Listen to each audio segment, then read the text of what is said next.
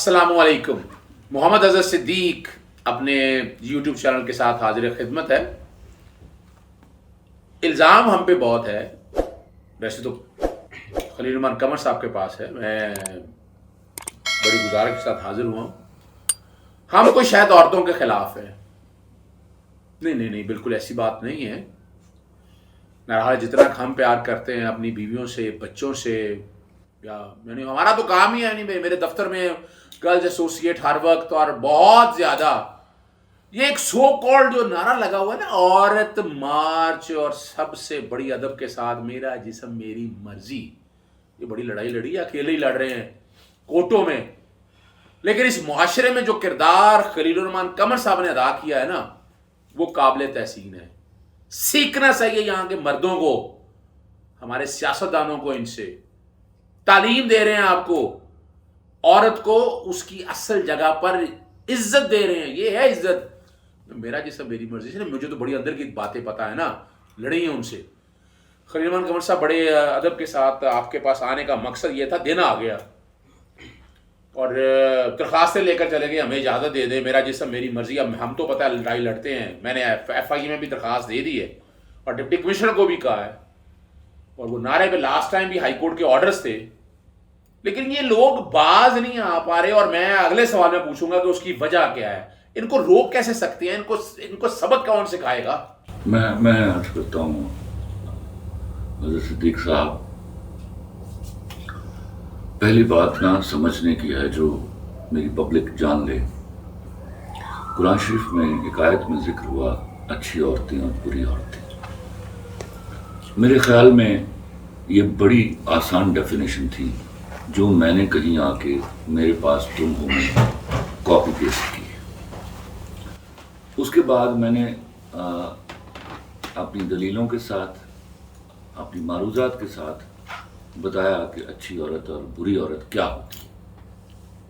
مجھ سے کہیں کسی نے سوال کیا, میں نے جب کہا کہ اچھی عورت حیا اور وفا والی عورت ہے, تو مجھے کسی فیمنسٹ نے سوال پوچھا کہ یہ حیا کیا ہے. تو میں نے کہا حیا کی مثال ایک تالے جیسی ہے جو صرف ایک چابی سے کھلتا ہے. جب تالے کو دوسری چابی لگ جائے نا تو پھر ہم اس کو اٹھا کے باہر پھینک دیتے.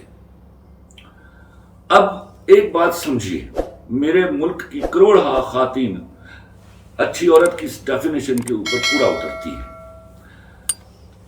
یاد رکھیے, بے وفائی کرنے کے سب سے زیادہ مواقع عورت کو میسر آتے ہیں. مرد تو ان مواقع کو ڈھونڈتا ہے نا, عورت کو بے وفائی کے مواقع میسر آتے ہیں اور وہ ان مواقع کو دھتکار دیتی ہے.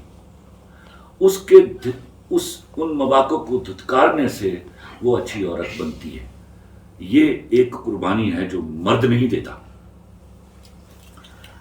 اس قربانی کی وجہ سے میں ہمیشہ کہتا ہوں کہ اچھی عورت مرتبے میں, رتبے میں اچھے مرد سے زیادہ اچھی ہوتی ہے. وہ معاشرہ چلاتی ہے. اب پرابلم یہ ہوا کہ جن عورتوں کے لیے آکسفورڈ ڈکشنری میں لفظ پروسٹیچیوٹ لکھا گیا, وہ مطالبہ کرنا چاہتی ہیں کہ یہ قربانی دینے والی جو میری عورت ہے اس کے برابر ان کو رتبہ دے دیا جائے. یہ رتبہ نہیں دیا جا سکتا. یہ رتبہ قرآن نے شرعی طور پر طے کر دیا, اخلاق نے اخلاقی طور پر طے کر دیا, اور ایون اگر آپ لا کو بھی پروب کریں تو وہ بھی بتائے گا this is a good woman and this is a bad woman. یہ وہ جنگ ہے. یہ جنگ ہمارے جیسے غریب, بلکہ غریب نہیں میں کہوں گا بھکاری ملک پر اس لیے مسلط کر دی گئی ہے کہ یہ ایک this is the only Islamic atomic power. ایسے ملک کو آپ یاد رکھیے گا, ہم سے پہلے عراق کا, شام کا, مصر کا, لیبیا کا, افغانستان کا کیا حشر کیا گیا. یہ شورش حتیٰ کہ ایران میں بھی اپنا بپا کرنے کی کوشش کی گئی, لیکن انہوں نے اپنے ایمان کی طاقت سے اس کو لڑ لیا. لیکن آپ یاد رکھیے, یہ وہ سارے مضبوط ملک تھے. ان مضبوط ملکوں کو آج انہوں نے بھکاری بنا کے رکھ دیا.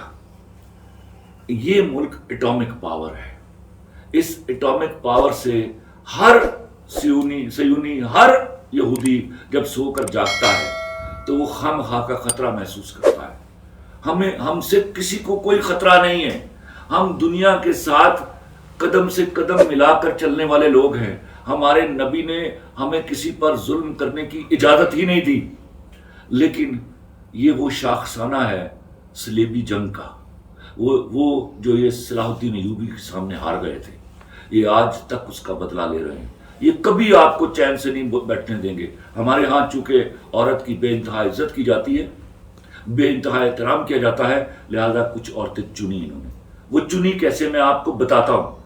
آپ پچھلے 20 سال سے آپ ڈیٹا نکلوائیے، یورپ اور امریکہ نے جتنے سوشل سائنسز پر اسکالرشپس پاکستانی کو دیے وہ سب کے سب عورتوں کو دیے. اور ان کے آپ تھیسس نکلوائیے ایم فل اور پی ایچ ڈی کے، سب کے سب اینٹی اسلامک اور اینٹی پاکستانی ہیں. یہ وہ پنیریاں جو بیچ کر ہمارے ہاں بھیجی گئی اور ہماری بچیوں کو بھٹکانے کی سازش کی جا رہی ہے. یہ نہ صرف ان بچیوں کو بھٹکانے کی سازش کی جا رہی ہے، بلکہ وہ عورت جو اس بات کا تمغہ سجائے بیٹھی ہے کہ میں وفادار ہوں، میں اپنے مرد کے لیے بے وفائی کے سارے مواقع ٹکراتی ہوں، اس عورت کی توہین کی جا رہی ہے.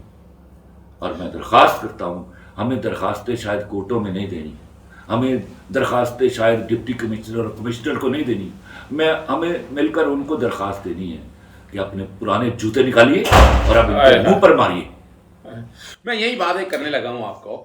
می ٹو کیمپین مجھے اچھی طرح یاد ہے. علی ظفر سے ملاقات ہوئی، ان میں نگہداشت، میں نام جانتا ہوں، آپ بھی نام جانتے ہیں ان کو، فار اوپن سوسائٹی. ابصار عالم آپ کو یاد ہے کہ میں نے وہ چیئرمین پیمرا لگ گیا، میں نے جنگ لڑی، اس کو باقاعدہ ہٹایا اور فنڈ لیتے تھے. اور باقاعدہ جو بات آپ کر رہے ہیں نا، آج بھی ان کا ڈیٹا نکالیں، ان کا مقصد ایک ہے. می ٹو کیمپین اٹھا کر دیکھ لیں، اور وہ ساری علی ظفر کے حوالے سے بڑی جنگ لڑ رہا علی ظفر. میں آپ کو بتاؤں، ان لوگوں کے خلاف کھڑا ہو گیا، کورٹوں میں گیا. اور مگر پرابلم یہاں یہ ہے، جو اصل ہے کہ یہ جو چہرے ہیں نا، آپ نے نام بتایا نا، مجھے بھی پتا نام چنے ہوئے لوگ ہیں، یعنی وہ گھر سے نکالے ہوئے ہیں، انہیں گھر کا پتہ نہیں، اپنا میں کیا کیا لفظ وہ جو نکلے تھے. ایک منٹ اگر صدیق صاحب، میں آج آپ سے ایک ریکویسٹ کرتا ہوں کہ کبھی جب آپ کورٹ کے سامنے اپیئر ہوں اس پرٹیکولر نعرے کے بارے میں، جس کا جو ساؤنڈ کر رہا ہے کہ میرا جسم میری مرضی، تو آپ ذرا فاضل جج سے پوچھئے یا ان سے درخواست کیجئے کہ ان سے پوچھئے کہ اگر فرض محال ہم اس مرضی کو مان لیں تو یہ مرضی کا کوئی ٹائم ٹیبل ہے ان کے پاس؟ یہ کس دن شروع ہوگی؟ کیا لڑکی جب پیدا ہوگی؟ کیا جب وہ سال بھر کی ہوگی، 2 سال کی ہو جائے گی، 4 کی ہو جائے گی، 6 کی ہو جائے گی، 8 کی ہو جائے گی، 10 کی ہو جائے گی، 12 کی ہو جائے گی؟ یا یہ مرضی اس وقت شروع ہوگی جب وہ غلطی اور گناہ کرنے کے قابل ہوگی؟ تو اگر آپ کو سمجھ آتی ہے اس بات کی، اس دلیل پر خدا کے واسطے ان سے سوال پوچھئے، ان کے پاس کوئی جواب نہیں. اور اگر یہ مانتی ہیں کہ یہ چلیے اس طرح بول لیتے ہیں کہ یہ مرضی اس وقت شروع ہوگی جب وہ غلطی اور گناہ کرنے جوگی ہو جائے گی، تو اس کا مطلب ہے کہ یہ اس وقت سے پہلے تک باپ کی مرضی کو مان رہی ہیں. تو یہ پھر 1450 سال پہلے کے اس باپ کی مرضی کو مان رہی ہیں جو بیٹی کو پیدا ہونے کے لیے دفنا دیا کرتا تھا. کمال کر دیا آپ نے، کمال کر دیا. عمر صاحب، میں آپ نے نا اتنی زبردست بات کہہ دی، چونکہ ویلاگ زیادہ لمبا ہو جانا ہے. میں یہیں ایک بات آگے ختم کرنے سے قبل صرف ایک چھوٹی سی گزارش کرتا چلوں. یہ باز نہیں آنے والے، یہ وہی فنڈڈ لوگ ہیں، ان کا ایجنڈا اور ہے، پاکستانی یعنی ذہن خراب کر رہے ہیں، بچوں کے خراب کر رہے ہیں ذہن. یعنی اگر پوچھا جتنی ہماری یہاں آزادی ہماری عورت کو ہے، ہماری بچیوں کو ہے، میں جہاں تک دیکھ رہا ہوں، ہم نے دیکھا نہیں پورے جو کر رہی ہیں ان کو آزادی نہیں ہے. وہ کیا بات ہے. آپ نے اور سوال بھی آپ سے میری درخواست ہے کہ اب کی بار میں ساتھ مل جاؤں گا. عورت مارچ کی اجازت دے دی جاتی ہے، آپ بھی ساتھ مل جائیے گا. ان کو کہیے اپنے یہ تمام لڑکیاں اور عورتیں اپنے ابا، اپنے شوہر اور بھائیوں کو ساتھ لے آئیں. وہ چند لوگ ہیں، وہ رینٹ شدہ لوگ ہیں، مجھے پتا ہے اس بات کا، وہ ہیں نہیں، گھر سے نکالو. یعنی آپ اندازہ لگائیں، کوئی نہیں ہے. دیکھیں، وجہ یہ ہے کہ خلیل قمر صاحب ساتھ بیٹھ جائیں تو دل نہیں کرتا اٹھنے کو، لیکن اصل شکل آپ لوگوں کو دکھانی ہے.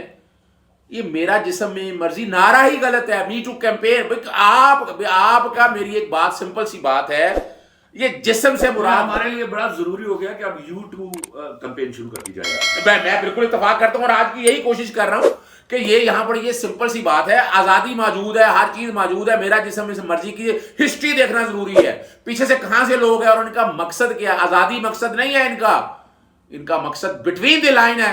اور وہ بات وہی ہے جو شریف بات ختم. بات خلیل قمر صاحب نے بات ختم دی. اجازت دیجیے گا, چینل سبسکرائب کرتے رہیں اور بیل آئیکن کلک کرتے تک آپ تک انفارمیشن پہنچ رہی ہے. بہت شکریہ, السلام علیکم.